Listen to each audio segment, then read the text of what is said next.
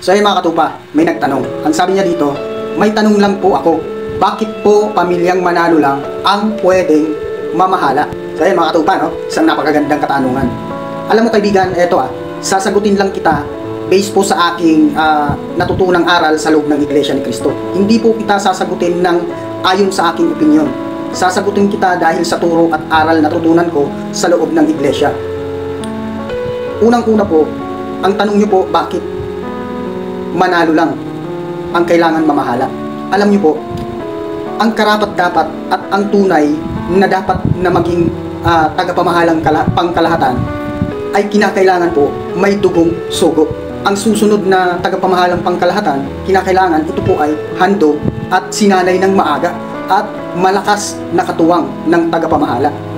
Siya rin po ay dapat kinakailangang iisa lang ang asawa at kinakailangan siya ay sinusunod ng kanyang sambahayan. Kinakailangan din po ay siya ay lubos na masigasig sa loob ng iglesia. Kaya si kapatid na Angelo Eranio ay hindi po yan itinalaga ng kung sino mang Poncio Pilato. Itinalaga po ang kapatid na Eranio G. Manalo sa pamamagitan po ng kaloob ng Diyos. Ang Ama po ang naglagay sa kanya dyan. Kaya kaibigan, kung mapapansin natin, hindi po itinalaga si kapatid na Angelo Eranio bilang ikalawang tagapamahalang pangkalahatan. Siya po ay pinagkaisahan ng mga may tungkulin sa loob ng iglesia. Hindi po siya inilagay ng kung sino mang mataas na may tungkulin sa bansa. Sapagkat ang naglagay po sa kanya mismo ay ang tunay na Diyos. Sapagkat sa kanyang pamumuhay ay nakikita ang susunod na tagapamahalang pangkalahatan. Kasi alam mo kaibigan, kung ang ibang susunod na tagapamahala ang ilalagay, hindi po magiging maayos ang takbo ng isang relihiyon. Sapagkat iba ang namuno, maaaring magkakaroon ng pag-aaway-away, pagkakawatak-watak. Tulad po halimbawa ng nakagisna nating relihiyon. Hindi po ba nung nakaraang buwan lang ay pumanaw ang kanilang Santo Papa na si Pope Francis? Pumanaw ang Santo Papa nila na tinatawag, hindi po prepared ang kanilang relihiyon. Hindi po nila alam kung sino ang susunod na hahalili o mamumuno sa relihiyon. Hindi po ba nagkaroon ng pagkakabahabahagi? Hindi po ba nagkaroon ng pag-aaway-away?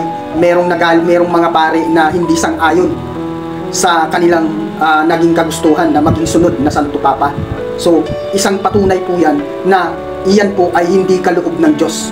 Kailangan po ang susunod na tagapamahala ay kinakailangan ay isang handog, sinanay ng maaga at malakas na katuwang, at yan po ang nakita kay kapatid na Angelo Eranio Manalo. Kaya siya po ay karapat-dapat na maging isang tagapamahalang pangkalahatan kung sakali man na pagpahingahin na ng Diyos ang tagapamahalang pangkalahatan. So hindi na po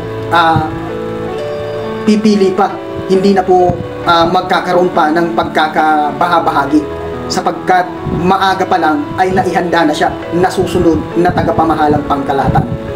So sinasabi ko po sa inyo na iba po ang Iglesia ni Cristo sa mga nakasanayan nating relihiyon, sapagkat ang Iglesia ni Cristo po ay sumusunod lamang base po or base sa nakasulat sa Biblia.